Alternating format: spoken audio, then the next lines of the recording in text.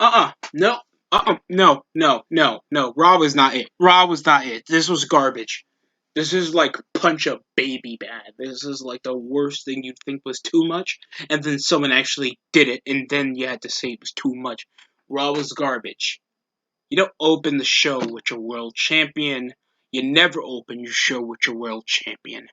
You don't make your show that predictable, wasting over 33 hours what could have been done in at least half an hour. Over the standpoint of even doing a match like this, your world champion shouldn't be wrestling if you're going to give him guys that he's obviously going to beat.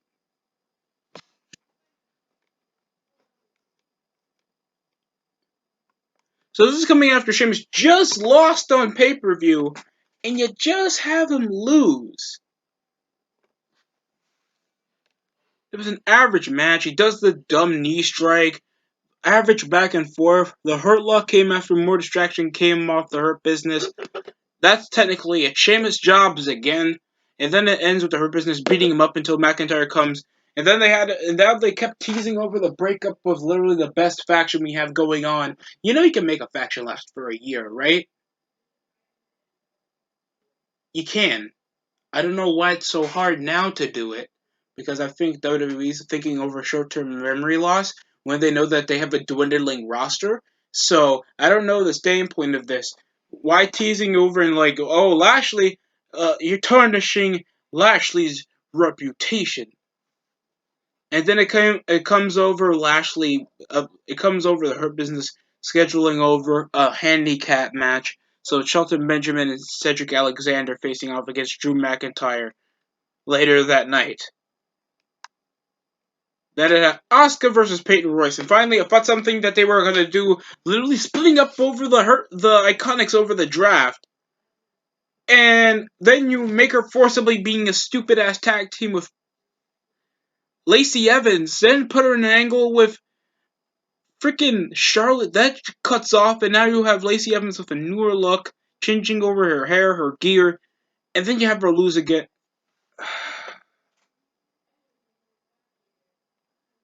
Average back and forth.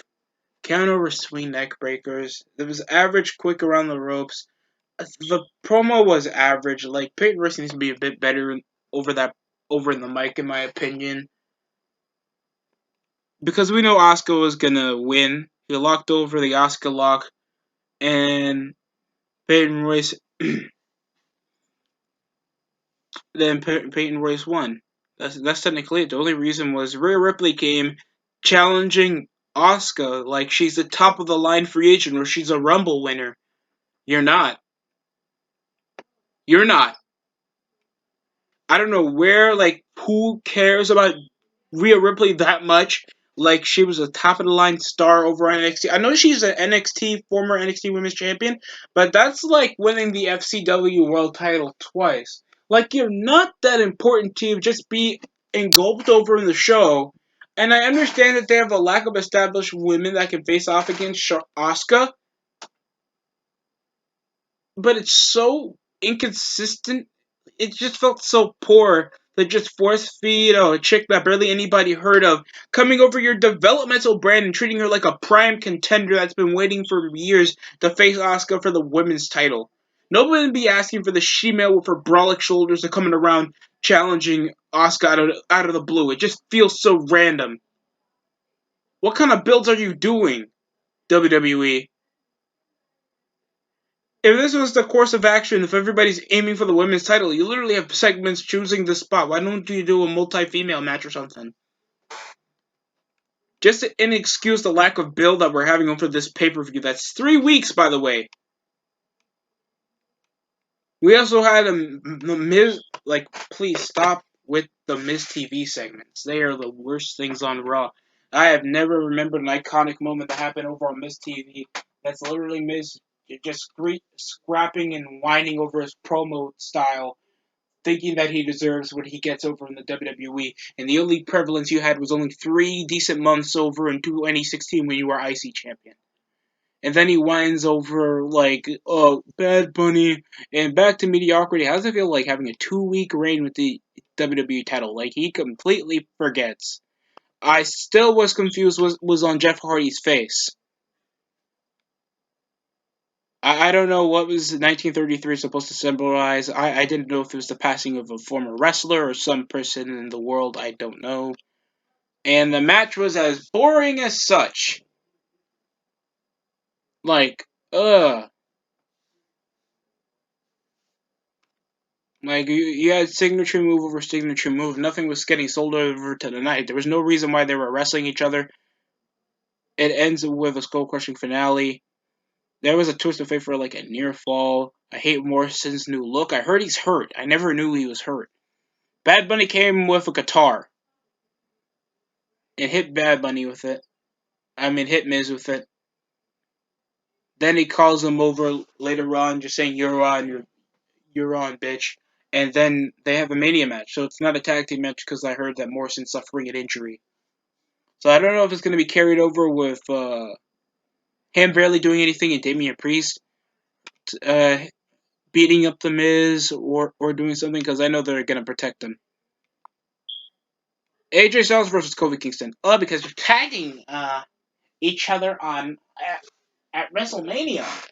It's such lackluster build, and they're trying to just forcefully like make the Hurt Business feel like less accomplished. I don't like this.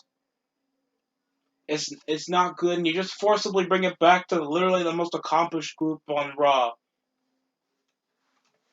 and then you just have Omos and Styles feud, and then you have Omos like questioning the relationship with him and Styles, even though he's your bodyguard. You should know your place. That's it, and then they wrestled. He Styles like is trying to be as cringe as possible, like mocking their movements. It's like the same cringe when Styles said Kawhi live on Raw last year, and that made me nearly want to literally cut my throat. I'm being really serious, folks. And then they wrestled. Like, what's so marquee? Styles versus Kofi for a match that they're already gonna have come pay per view. So it already feels undesired enough to see them wrestle each other. Other than you guys possibly just want a good match. That's it. They don't get to choose the stipulation. They don't get to do anything. And the only reason that the New Day are complaining is that because they're not an established tag team. Uh, uh, this was costing over a commercial break. It came over a distraction over the outside after Xavier Woods started getting into a collision with Omos, and it ends with an SOS. That's technically it. The match was as tarnishedly sluggish. There was like so many botches over some parts of it. I remember there was a botched full package earlier in the show involving Peyton Royce and Asuka, and then there was a botched transitions over some parts of the match with The Miz, and it just felt so bland. Like Kofi and Kingston and AJ Styles shouldn't sound boring to me, and yet it just felt like it was because it was just like we know that these guys are feuding, for no apparent reason other than Styles wants the tag team titles, and it's just so minimalist storytelling or any order in how the number one contenders are even orchestrated. It's so bad that I went it back to non-brand split, and people were complaining because they want their favorite mid carders to main event, and it's just not how it works, bro. It's really not. Next up, we have Cedric Alexander and Shelton Benjamin, the Hurt Business, facing off against Drew McIntyre in a handicap match. It was average. It was average as you can take it over with Shelton. It was average rush spots, decent back and forth, drop kicks. It was nice chemistry after literally like months, like a month ago. They were like arguing and hurting each other, and then they're back in chemistry after beating jobbers. And after the Future Shock DDT, that wasn't even used over the finish. It came over a Claymore kick on Cedric because Cedric can always sell the Claymore kick well, with him doing a backflip, and the commentary is so bland over most of it. It's like, and the Claymore. Like, they don't try to bonify it, they don't try to put any personality around it. Lashley doesn't even try to give him an out of nowhere spear or something. Like, there's like no edge into any of like. Do you have two big heavyweights wrestling for the world title, and you make it feel like it's not a blockbuster thing you want to see on your own brand? So there doesn't seem to be any supremacy to even hype up the match. Great. I feel so happy that we have under 3 weeks before WrestleMania, and it's going to be a 2-day event. Never do this again, WWE. Next up, we had Dana Brooke and Mandy Rose against Shayna Baszler and Nia Jax. Oh God Almighty, no, please. I think this match had Naomi and Lana on commentary for no reason. I guess they're prime contenders for the tag titles because I know they got nobody after beating Sasha and Bianca. They're just always forged over in storylines for no reason. Like, they get the most television time. It agitates me. Like, Nia just put over storylines literally getting chubby chased by this bird-ass gremlin Negro doing backflips acting like a cuck, and then you got her just getting title shots out of the blue in intertwining storylines. Like, they want to take it like Nia Jax is that much of a big deal. It agitated me. It was bicycle knee, like crappy handsprings over Dana Brooke, and there's like lack of any like chemistry or personality over two of these teams. Uh, like a dumb over the knee strike maneuver. Mandy then after a near fall, a Samoan drop all over Dana Brooke after Mandy was taken out the ring. That was the match. Like, that's all I can tell you, bro.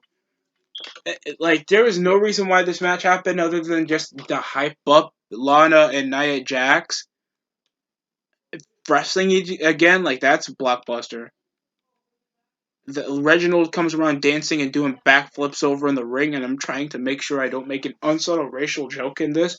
But, yeah. That's it. I'm not gonna do it. Strowman faces off against Elias again after, like, literally losing to him being fed on by after mocking him with being dumb and like doing like the lack of like this is like the weakest Elias ever been booked after having like literally the best work he did was with Jeff and he was still jobbing out on Raw.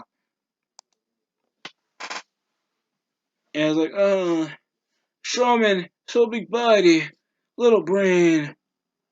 He looks like Jackson Dane had a growth spurt. Like it wasn't that. It wasn't that hilarious. And Elias, he's notable for using cheap heat and using his charisma to make it feel like a more impactful thing. He actually gets centralized crowd reaction. The guy looks big, looks like a star. And I agree over like majority of like bookers and like guys like Vince Russo that he can actually make a star with somebody like Elias. And it upsets me that you can't put him in centralized storylines over the mid card where you can make him keep his heat, let him win matches against guys that I believe that can beat him, that he can beat clean, or at least cheat to beat. Like he has a guitar and he talks crap and he has a good look that makes him feel like he can beat a guy like Seth Rollins, and yet we have him job against a pothead and a big ass crybaby like Strowman. Like, why isn't he cheating? Like, like you have Shane McMahon. Are you sure he can't hire connection of big dudes to beat up Strowman so Elias can get an upper hand so he can feel more desired to beat Shane? Like, it's like this bad. I am sorry if I'm ranting. Just Raw just makes you feel like you should take Tylenol when you possibly have a history of being a mellow dude. So it was like the same thing. Like Strowman hits a drop kick, shoulder tackle, running power slam is literally the same thing. Jackson Dane literally had to drag Elias back inside the ring. Like I don't even know what was the point over that, except he's a buff dumb dude. Then Shane comes around, running off after attacking Strowman. So he fainted his injury so he can get a blind spot shot on Strowman. And we're possibly going to get him being called stupid for the next 2 weeks. I am not happy. I am not happy. I want to not be happy, but the Raw just makes you not happy. Uh, Next up was the overly hyped return of the Phenom in Raw after months of absence over Orton burning him alive on TLC back last year. And of course, he comes back with a new look that makes him look like a distorted. If Kane from See No Evil skull fucked him while still wearing the mask. I don't like the look. I'm sorry. He looks like an obese nemesis with Alexa Bliss just there. It took Orton. Orton summons him, hit him with gasoline, feints an RKO. There was a mandible claw. Alexa and Wyatt came over, standing on him, and then pointing on the Mania sign. So that was it. We appoint that the Fiend's gonna wrestle Randy in a match that wasn't even stipulated yet. Like, we had so many matches, like, out of the blue, like, later in the night, advertised for day 1 and day 2, and most of them were like 4 matches for a show that's going to be at least more than 3 hours. Why in God's green earth do we have this? And we have Hulk Hogan and Titus O'Neil hyping up the host. Like, oh, great Hulk Hogan. Oh, and Hulk Hogan's the next victim. That's technically it. I don't know why Titus O'Neil's there. I know he's a public ambassador. The guy is a great person. I love a Titus, and he seems to have a good look, size. He actually has a potential to be a star. Sadly, he had that. He just had that tough luck in the company. That the right guy with the right look in the wrong time, the wrong place in the wrong time. That's how I feel. If Titus was used somewhere like Impact, and he was like associating with like the Pope back on TNA, when he was like a semblance of the main event level, this would have been used more to his advantage. And yet the only thing he's notable for is botching on NXT, the slide and the Greatest Royal Rumble and primetime players before Darren Young like was out the closet. Other than that, that was technically it. Raw was garbage. Like pure unadulterated garbage that was like tossed down a hill while put on fire while many people had to piss on it to take it out. That's how bad I really disliked Raw. Other than that, if you guys enjoyed the review, like, comment, and subscribe. Thanks for watching. I hope you guys have a great day and happy spring, everybody. Hope everybody enjoys the rest of the week.